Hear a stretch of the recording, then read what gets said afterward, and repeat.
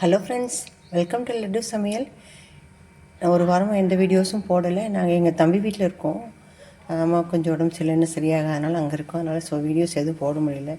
சரி, இங்கே ஒரு ஜூஸு போட்டேன். சரி, ஜூஸ் வீடியோ ரொம்ப நாள் ஆச்சு, டச் விடக்கூடாதுன்னு ஒரு ஜூஸ் வீடியோ போடுறேன்.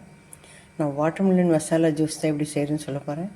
அதுக்கு நான் ஒரு சின்ன சைஸ் வாட்டர்மெலனை கட் பண்ணி வச்சுருக்கேன். அதோட நமக்கு தேவையான அளவுக்கு சர்க்கரை, 1 டீஸ்பூன் மிளகுத்தூள், 1 டீஸ்பூன் உப்பு, 2 ஏலக்காய் எல்லாத்தையும் ஒன்றா சேர்த்து அரைச்சிட்டு வந்துடலாம். நீங்கள் ஐஸ் வாட்டர் ஊற்றி அரைச்சிக்கலாம், இல்லைனா ஐஸ் க்யூப்ஸ் போட்டுக்கலாம். நான் ஐஸ் வாட்டர் தான் ஊற்றி அரைக்கிறேன். அரைச்சிட்டு வந்து காமிக்கிறேன்.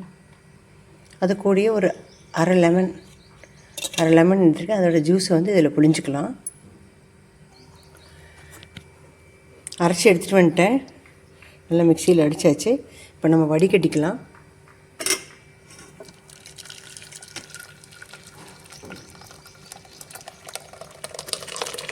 ஒன்று 2 விதை இருக்கும், அதனால் நம்ம வடிகட்டிக்கலாம் நல்லா.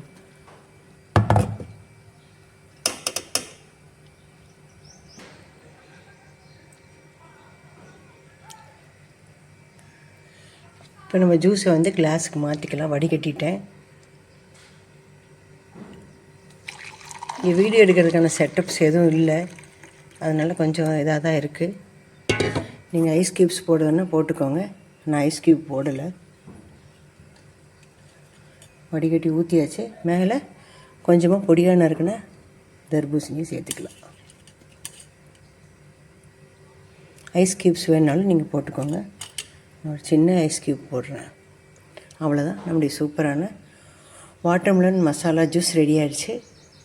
வீடியோ எக்யூப்மெண்ட்ஸ் அதிகமாக இல்லாதனால கொஞ்சம் முன்ன பின்ன தான் இருக்கும் video. So no problem.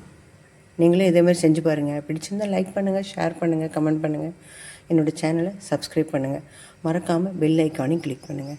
Thanks for வாட்சிங்.